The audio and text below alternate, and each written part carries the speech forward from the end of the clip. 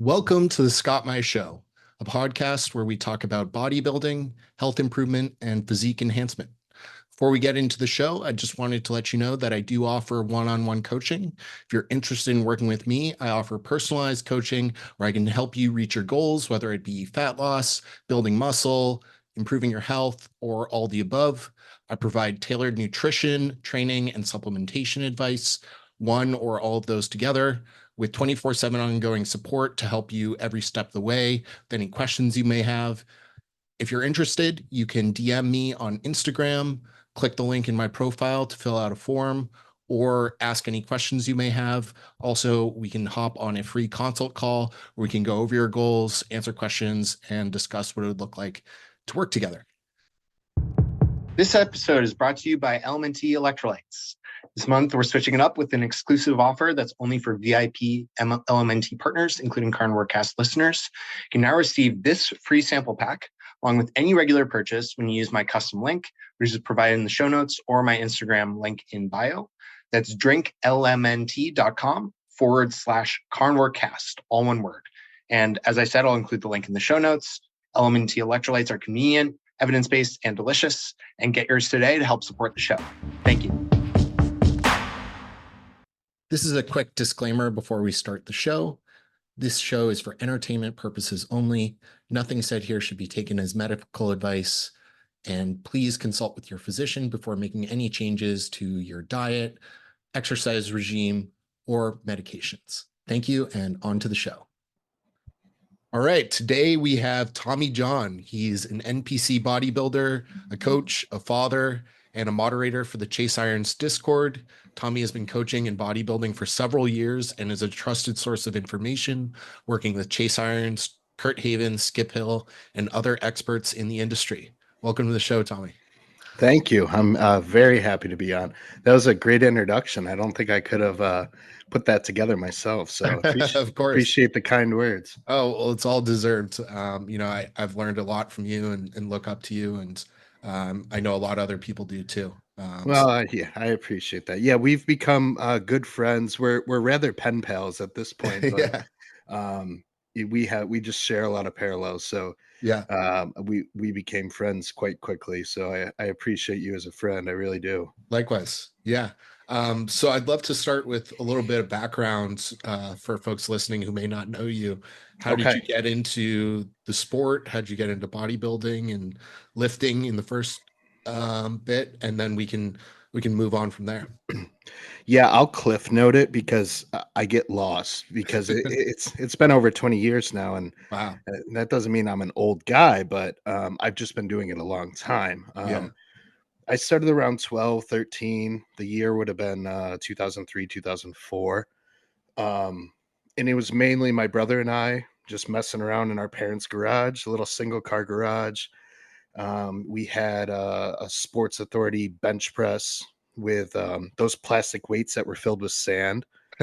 And we had like a 1-inch barbell, Yeah. and then there was a leg extension attachment at the end.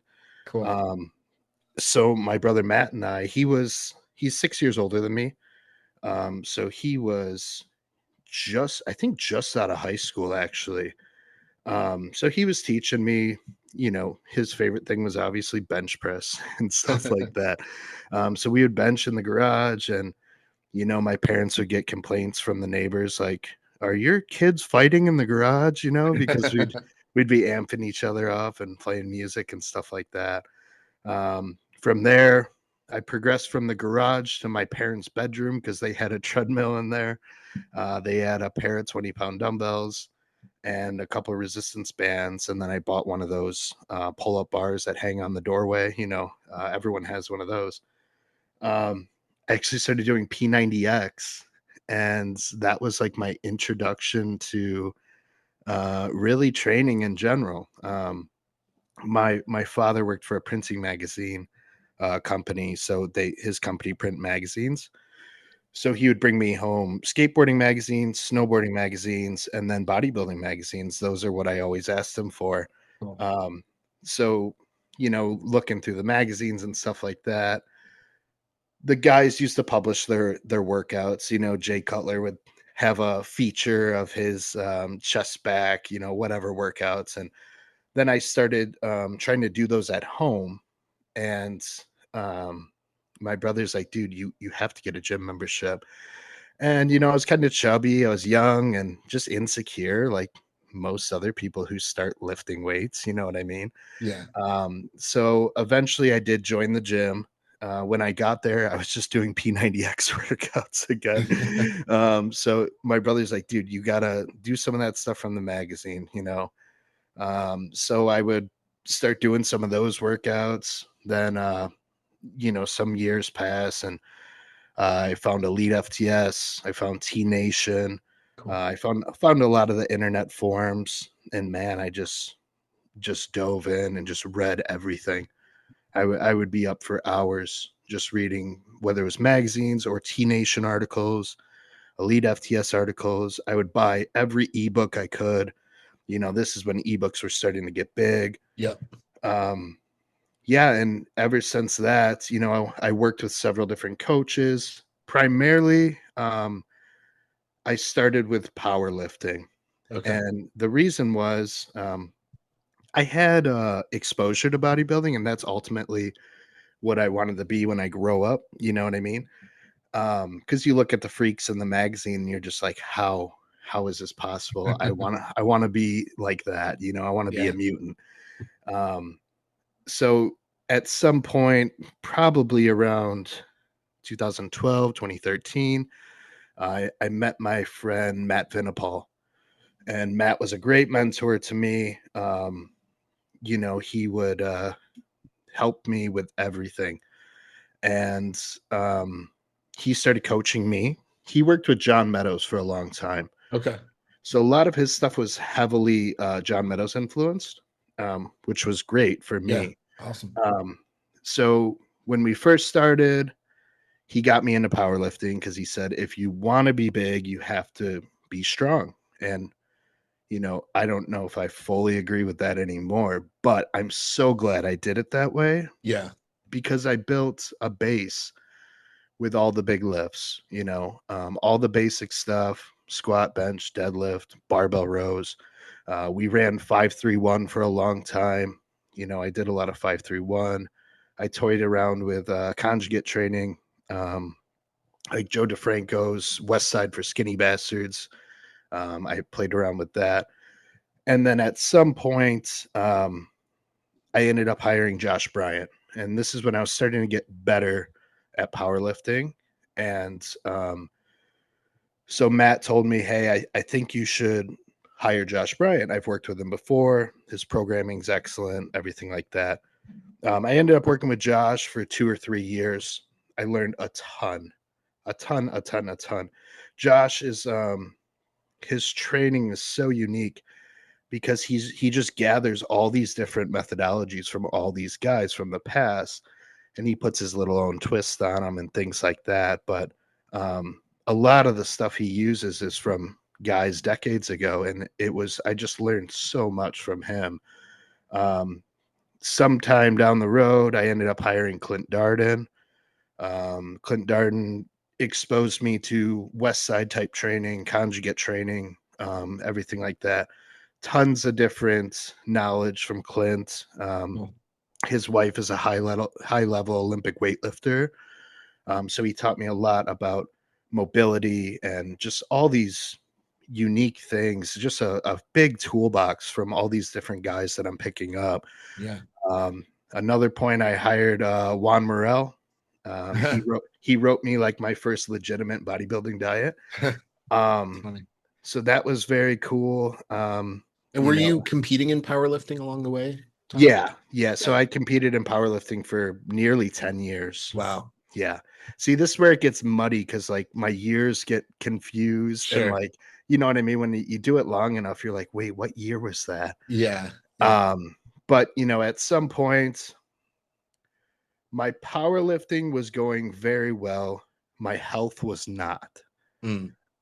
So I had a choice to make whether I continue to powerlift in the condition that I was. And we're talking minor bodily injuries, and then we're talking also organ and blood pressure and Yeah. things that go along with powerlifting. Yeah.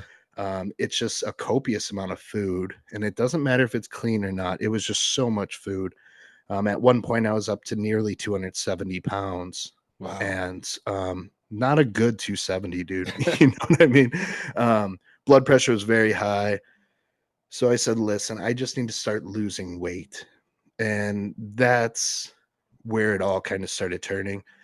And it was a hard decision for me to make because as a competitive powerlifter, the thought of you potentially taking your last heavy squat is already behind you, or Yeah. your last heavy deadlift is potentially behind you, and you may never beat those numbers again. And as a former powerlifter, that feels like the end of everything for you.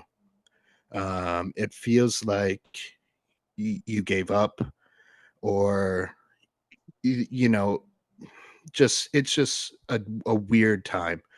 You see it in athletes all the time Yeah. where they're trying to decide if they retire. And I'm not saying I retired from powerlifting. I just stopped doing it. I was never Yeah. good enough to claim I retired. You know what I mean? But yeah, so that was a hard decision for me to make. But I said, listen, I need to get healthier. So the original goal was, okay, let's just get in a lower weight class. So I started losing weight on my own.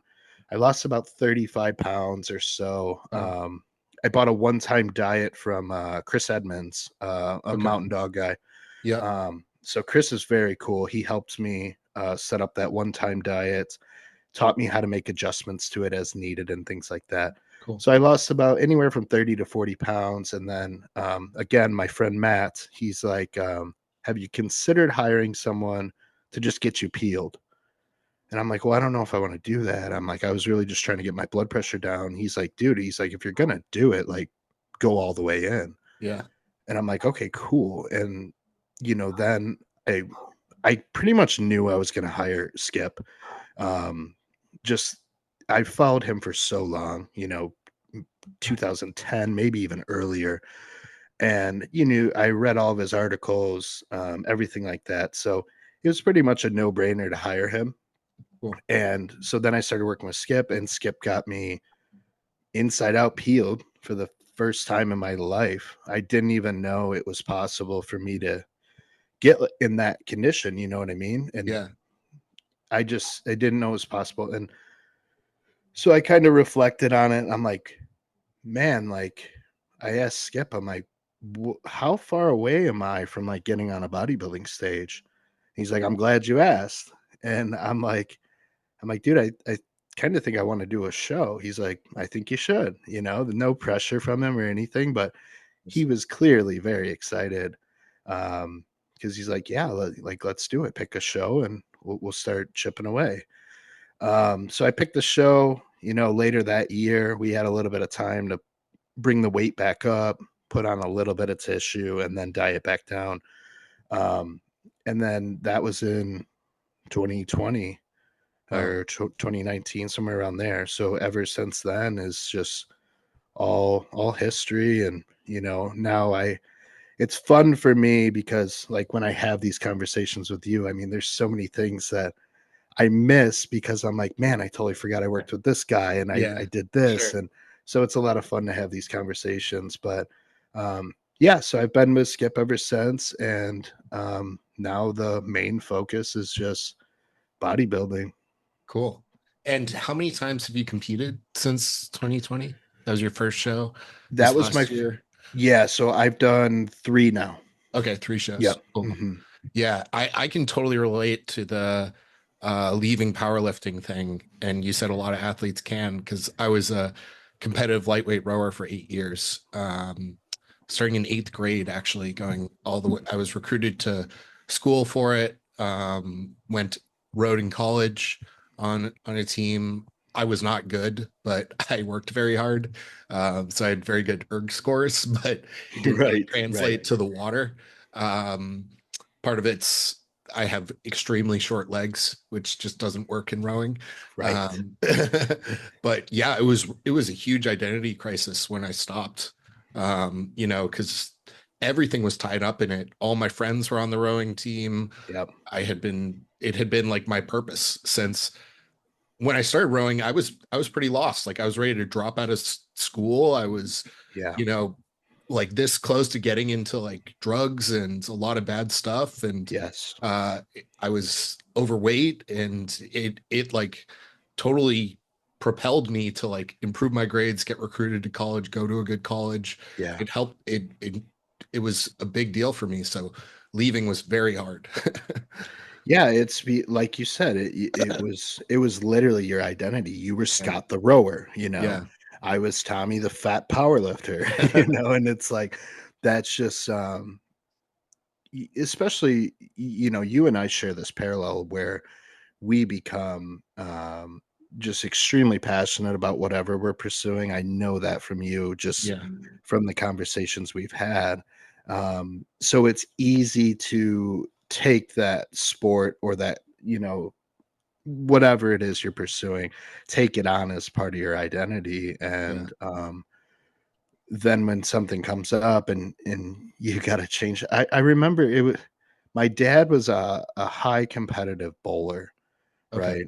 So to the point where he was nearly professional, Wow. um, he's in the Hall of Fame, things like that. Cool. And when he got sick, he couldn't bowl anymore. And I just remember like his demeanor was just different, dude. Yeah. There was just this hole, there was just something missing. And like, of course, you're sick, so you're not ready to go and have conversations anyways, but just something I could just tell that, you know, that a little flame went out inside him. Like, Yeah. um, it's just like us with bodybuilding, you know, it's Yeah. just, it's what we're passionate about. And, you know, if there does come a day where we can't do it anymore, um, we're going to lose a small part of us, I think, Yeah. you know? Yeah, I mean, I'm honestly 1 year away from that. I'm planning to stop competing after next year, Okay. because I want to focus on my health, focus on, especially with recent news I've gotten about my back and a back MRI I got, and Yeah. just being able to like travel more with my wife and Yeah. do things before we start a family. And I'm already like mentally preparing for it. Like, Yeah. how am I going to deal with this better than You last you time? you have to, and, Yeah.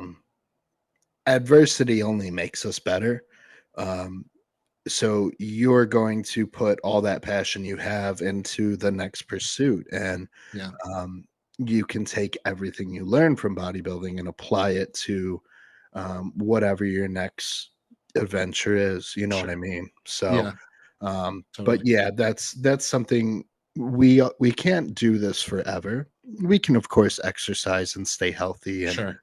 make it a priority to, you know, just stay healthy and things like that. But we likely cannot bodybuild forever competitively. Yeah. Um, there is a finish line for all of us. Yeah.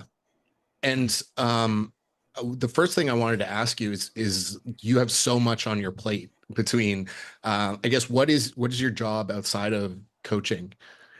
I do heating and air. Okay, so labor intensive job. You had your first child. Congratulations. Thank you. Yeah.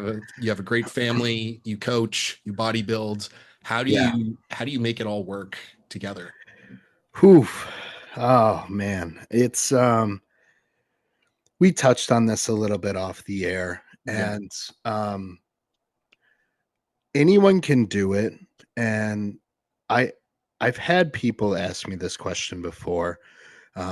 You know, I've had people message me like, I don't understand how you do it all. And it's just, one, there's not a choice. I don't have a choice.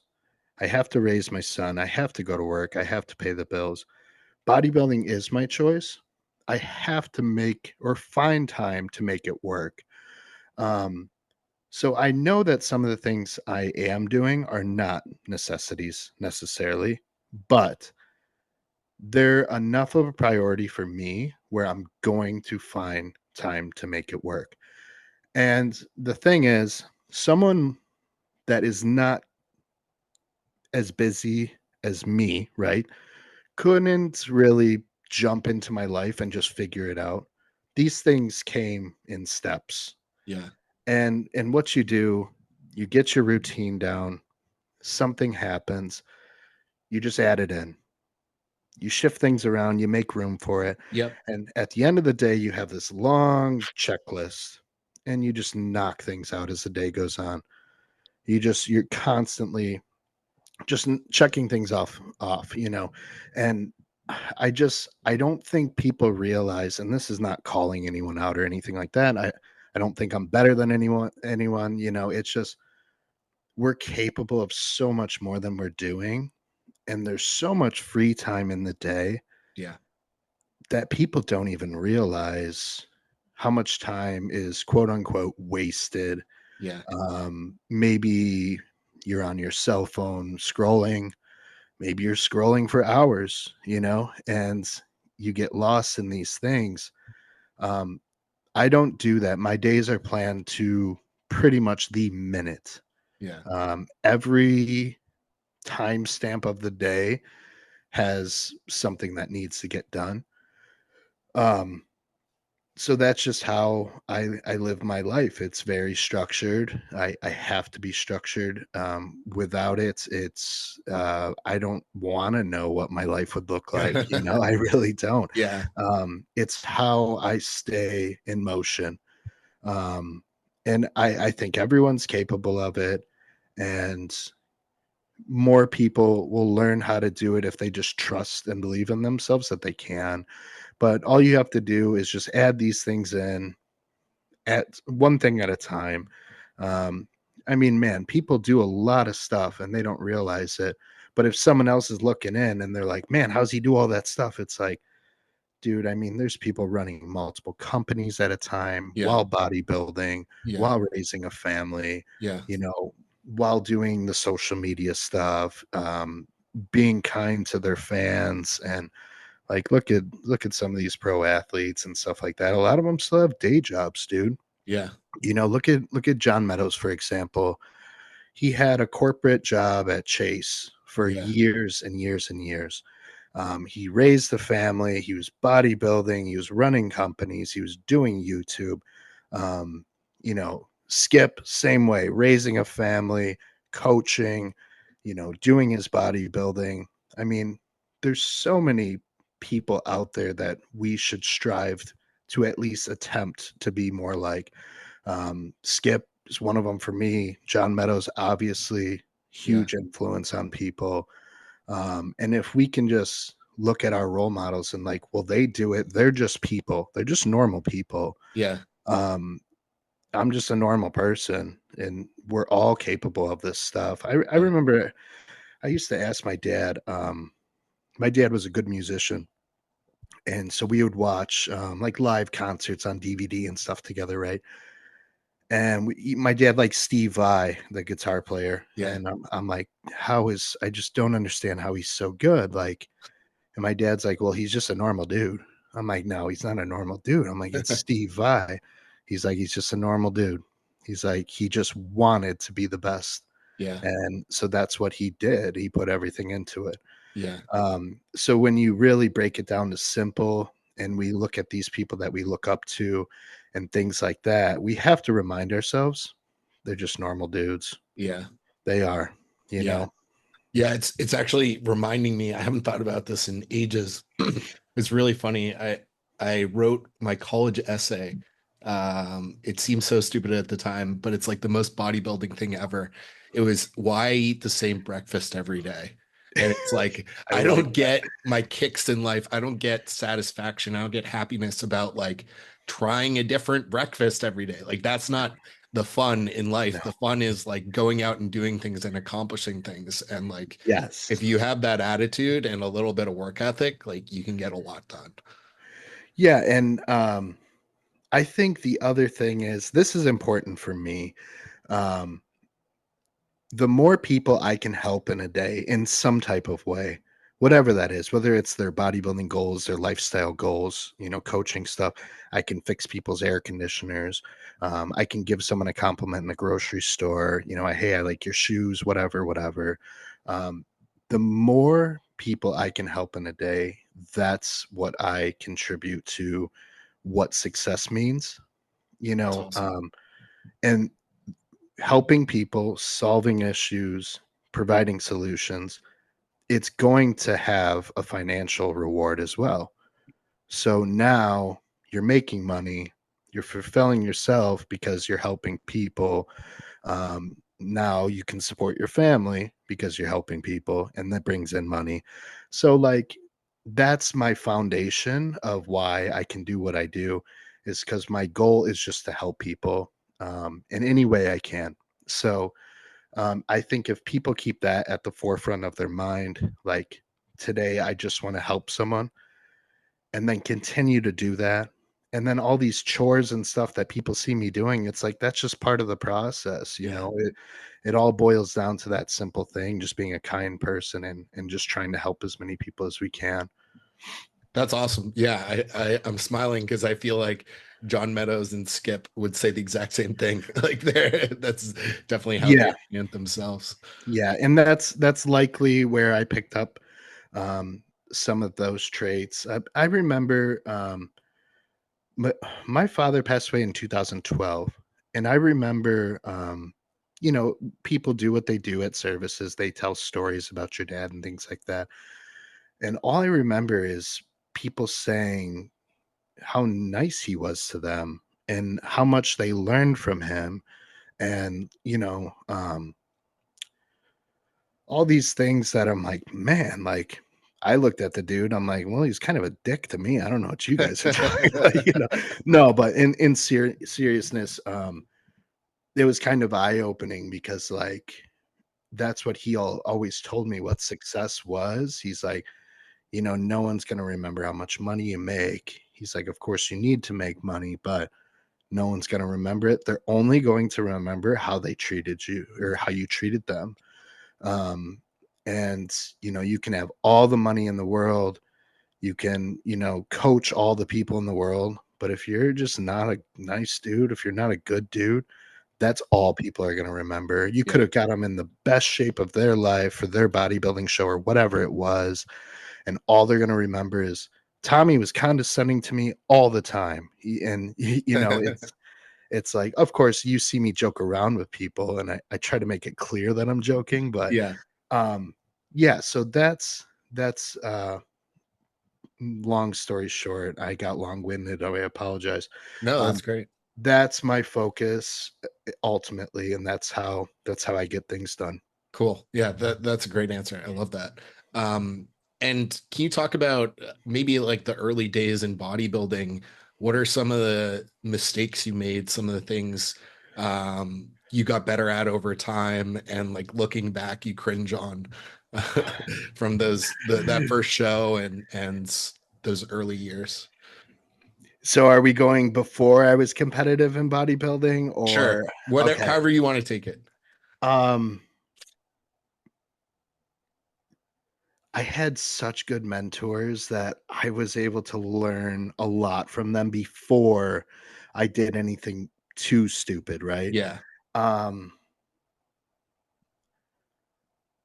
I would say just new I would say consistency with nutrition when I first started was tough for me.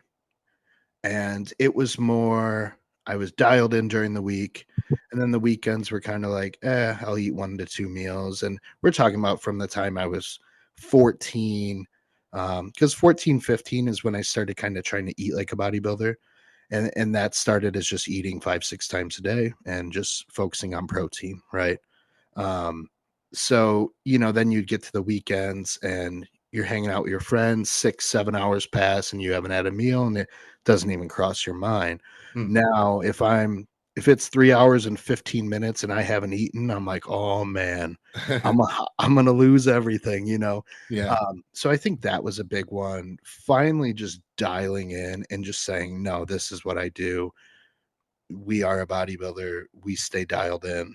There's no question about it. Um, but as far as like training mistakes, man, I had so many people in my corner Yeah. helping me. I've always hired coaches. And I knew that very young that like, well, these guys already know what they're doing. They can just teach me, and Yeah. it's like it was Yeah. so obvious to me, but Yeah.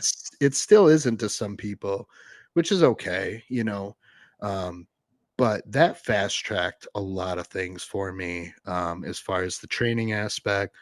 Um, but yeah, biggest mistakes, that would be the first one, was just the yo-yo dieting type stuff. You get a little bit lean and then you'd be like, oh, I'm getting skinny and weak. Then you get super fat and you're like, oh, I'm so fat, my blood pressure sucks. And then you would do that yo-yoing stuff. Yeah. The other thing was, um, I've trained with Dave Tate a few times. I learned a Okay. lot of stuff from Dave. The number one thing I learned from Dave Tate, um, was being able to stay present in what you're doing at that time. Mm. So I asked him, I said, Dave, how do I become the best athlete I can be? And I was expecting some cool protocol or something like, cold plunges or whatever it is. Yeah. And that's what he told me. He said, you need to be present in everything you're doing while you're doing it. Mm. So he gave some examples. He said, when you go home, to your family and you guys are hanging out together in the living room, he's like, why are you on your phone looking at other athletes? He's like, you should be in that moment, experiencing that moment, feeling that moment, everything, right? So just being present is, probably a mistake I made multiple times, on the way up. So Okay.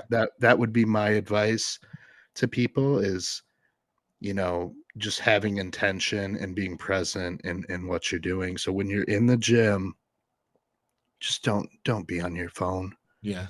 Just I understand you're changing music, looking at workouts, things like that. Your workout plans may be on your phone, but man, you don't have to be on social media. Every text message can wait. For the hour and a half that we're in the gym, those things can wait unless they're an absolute emergency. Um, when you're with your wife, be with your wife, be present. Don't bring the gym home, right? Don't watch the videos that you just filmed at the gym, of your training. And don't start editing the videos while you're sitting with your wife. You're supposed to be with your wife. I'm Yeah. guilty of this. I'm guilty of it. And these are, things that I'm still trying to correct. So, yeah, I know it's not 100% bodybuilding related, but That's great that was advice. that was some of the best advice that was ever given to me. So Yeah. Yeah. That's really good. I think I can certainly learn from that, and everyone can. everyone can. Yeah. How did you get into coaching? How did that start for you? And maybe how did you meet Chase first? Okay. Yeah. I'll start with Chase first. First off, I'm extremely in debt to Chase, not financially. I don't owe him any money, just to be clear. I'm indebted to him for, um, him helping me for free for so long. You know, um, I met Chase the same way most people meet Chase. We jump on his YouTube channel, and I probably started watching Chase's YouTube in 2016, 2017. I was likely one of the first paying members that he had. Um, so, we would chat via email, typical stuff like that. Chase and I have a lot of parallels. We grew up kind of listening to the same people, same influences on training and diet and things like that. When Chase would do his live streams, he would see that I was answering questions in the comments because I'm a troll and I have to. I'm like, I have to respond to this. Let me show people how smart I am. Um, no, but so Chase actually noticed that I was answering questions in the comments and they were the same way that he would have answered them. So that's what led to the Discord and him making me a moderator, and things like that, because he knows that the advice I'm going to give is similar to what he would suggest. And part of it is because we were influenced by the same people on the way up. Part of it is because I learned a lot of it from him. Um, but nowadays, Chase and I are good friends. I consider us good friends. Um, we chat, and we have so many parallels that it was easy to become actual friends with him. It's like us. We have a lot of stuff in common. So it's so easy to chat with you and everything like that. Chase is the same way. So I actually met Chase for the first time in person um, in 2023. So just last year. And we went out to his gym for my bachelor party to train Cool. because I don't do anything else. You know that. So me and a few of my friends went out to train at Chase's gym, and we hung out with him for a while. And yeah, over the course of the last 2 years, we've just developed a good friendship. And man, he's a good dude. I don't even think people realize how good of a dude he is. Um, it's because we see these people online and we don't know what to expect in person. Um, and I guess the same goes for him. He had a total stranger coming to his gym, so he took a chance in me. And now he'll give me leads for coaching because he doesn't coach himself. So if people come to him, they'll say, hey, you should hire Tommy. And so like I said, I owe a lot to him, and I'm forever grateful for him. So what was the original question? I'm Yeah, sorry. It how was you got into, no, that was perfect. I asked how you met Chase and then how you got into coaching. Yeah, so the coaching, I mean, I've been coaching people since I was a kid, since I was probably so as every other guy that works out and things like that, you have this thought of, hey, maybe I'll be a personal trainer. And that's always a cool thought when you're a kid. You're like, yeah, then I'm going to open a gym and I'm going to be rich. And we all know that doesn't work, because gyms are not good investments.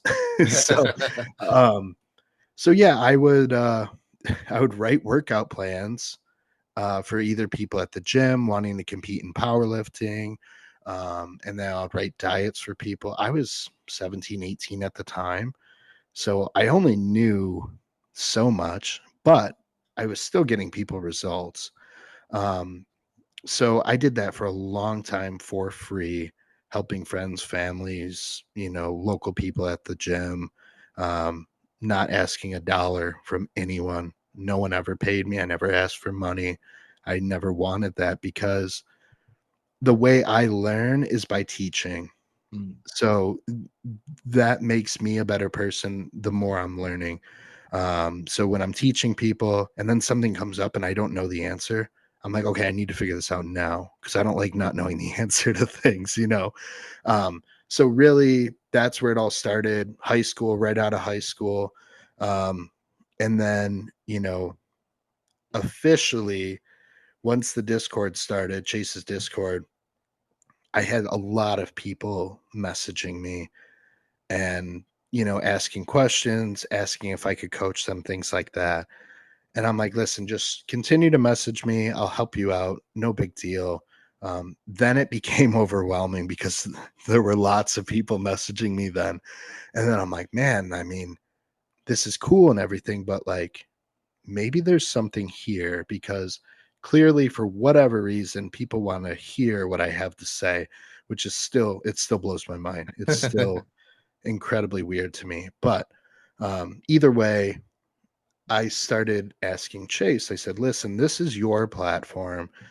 I do not want to use it for my financial gain, but I have several people contacting me, and I was wondering if you were okay with me coaching them.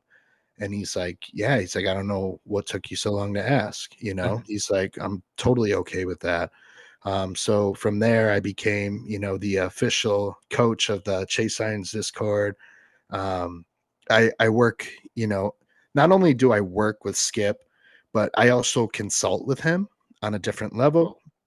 Cool. So I'm actually a Team Skip approved trainer as well.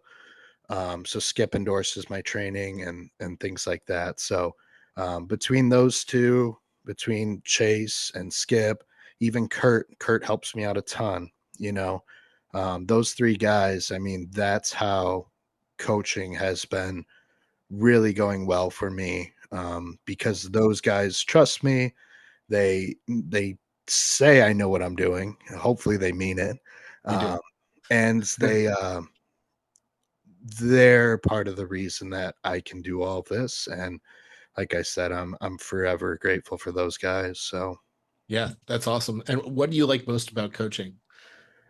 just helping people, dude. I know it sounds cliche, but Yeah, like there's something so exciting about it. Like, and it's not just bodybuilders. Like, I love the bodybuilders because obviously their fire is just burning all the time. They're just all they want to talk about is bodybuilding. That's cool. That's great.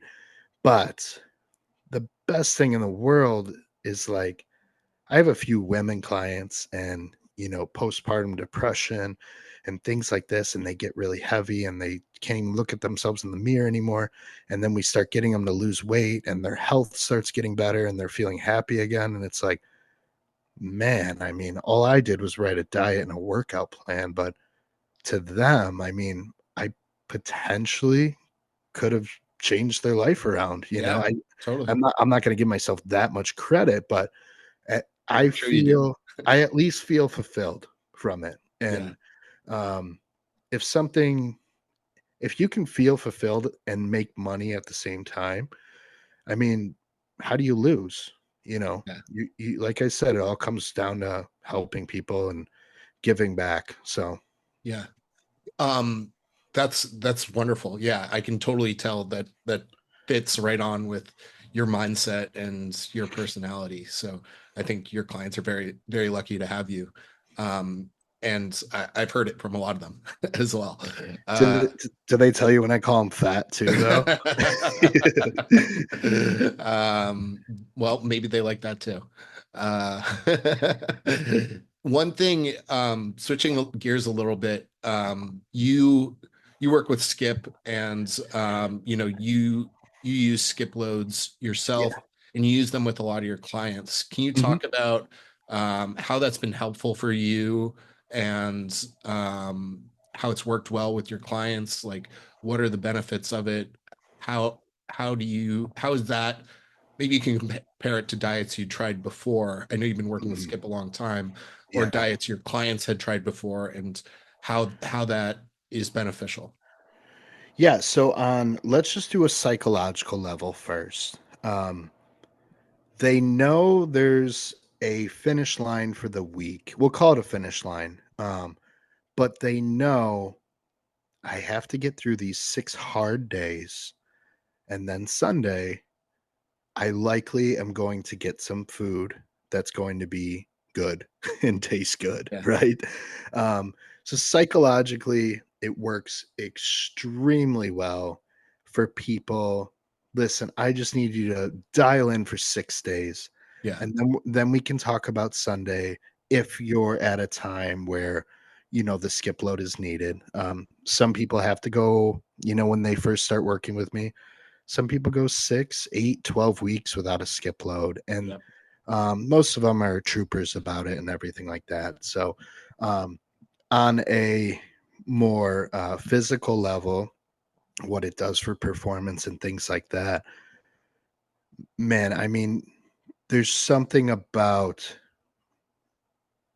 being in that deficit during the week and towards the end of the week, depending on how deep you are into the diet, I mean, you can really start feeling bad, right? You've been yeah, there before. yeah, Um, and maybe you're not feeling miserable, but the workouts aren't the same and things are starting to drop off.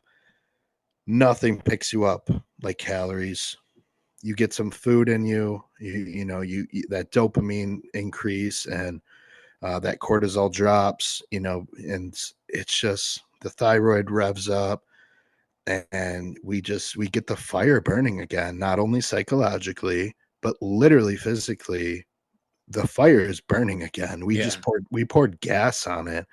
You hit it with that surplus of food and you fill out, the muscle's full. Those next 3-4 days of training are some of the best sessions you've had in weeks or months, sometimes even years. Um, and I feel like it's a good balance between strict bodybuilding stuff and having a little bit of freedom. So it works very well for my lifestyle clients. My bodybuilders, I don't always skip load them the same that I do my lifestyle people. Um, Sometimes we treat it more like a high carb day, right? Yeah. And I will actually prescribe macros for some guys, especially a lot of the times if they're in contest prep. I'll say, listen, I want the last 3 meals to be these macros.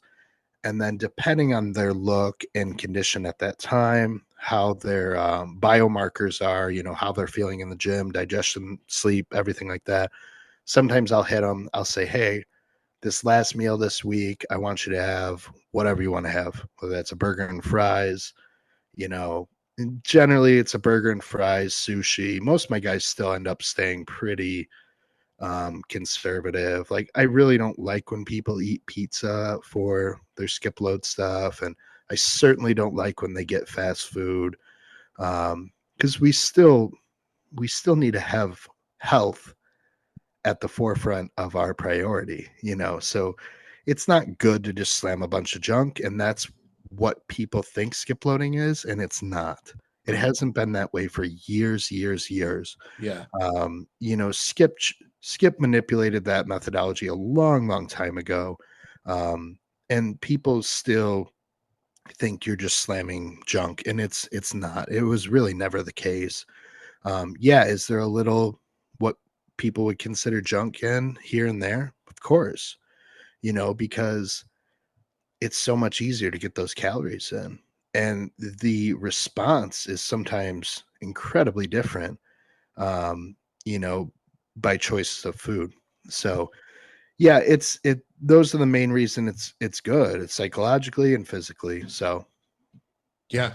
Yeah, absolutely. Yeah, I think there's a lot of misperceptions about skip loading. oh yeah. But really it's a lot more precise and a lot more thought out and intelligently implemented than a lot of people believe. Yeah, and a lot of the times it also depends how the client approaches it.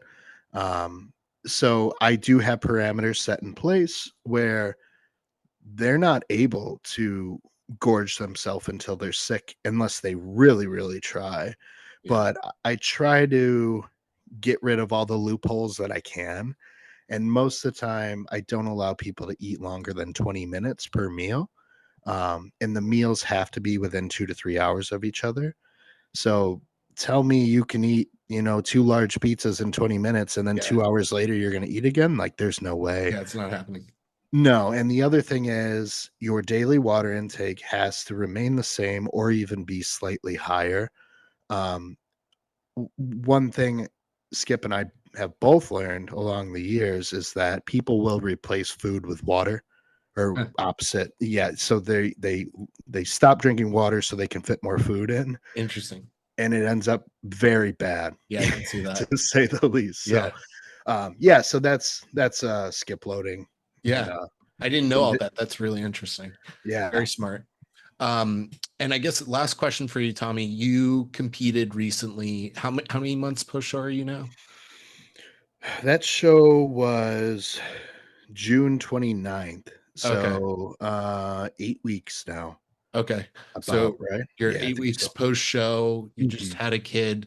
What's next for you with regards to your own bodybuilding journey? My next show is going to be sometime probably end of next year. Okay. So I'm planning on whether that's October, November, December, somewhere in those months of 2025. So that's what I'm looking at now. I I had a good showing at my show, but I need to bring something different. I just I was happy with the progress that I made that year and everything like that. Yeah. And It's amazing. the look was okay on the stage. I got second in the heavyweights. But I feel I should be able to win a show at this point, you know. So so that's really the next goal, obviously. Um, and that's I'm putting everything into it. It's growing time for you and Yeah. your son. Yeah, so that's what I'm focusing on right now. I'm loving training right now. Awesome. Um, the food is high, so I feel good. My condition is still pretty tight, you know. I'm going to keep it under control. I'm going to stay a lot leaner this year than I did last year. Okay. I didn't get terribly excessively fat, but um, I was probably 20 pounds heavier than I needed to be in the off season.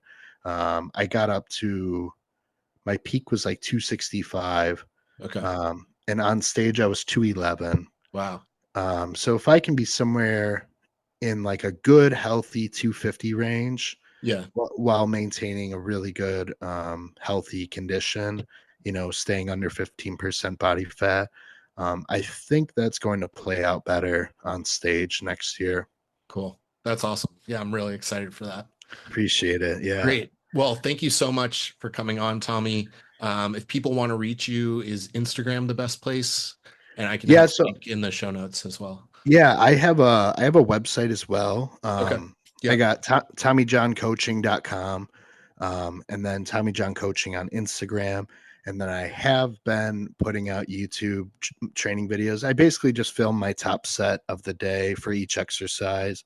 I combine it real quick and just throw it on YouTube. Those So are great. yeah, I appreciate it. So I've had a lot of good feedback from it actually. Yeah, I've been enjoying it.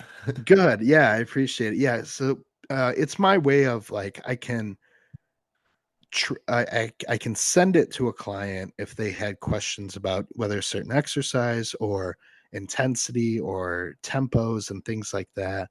And I can almost set a standard for some of my clients, because I'm not there training with them. So it's Yeah. hard for me to know like, hey, does this guy work out hard? I don't even know. so Yeah. so it's important for me to be able to send that to them so they have something to reference Cool. of, you know, my expectation for them. So yeah, and then Instagram, YouTube, TommyJohn.com, all those places. So Great. I'll have links to all of that in the show notes. and of course the Chase Iron Discord. Yes. Yeah, Yes. I'm in there too. So come join. perfect. Yeah, it's a great you have fun in there, don't you? Yeah, Yeah, absolutely. good. Cool. Good.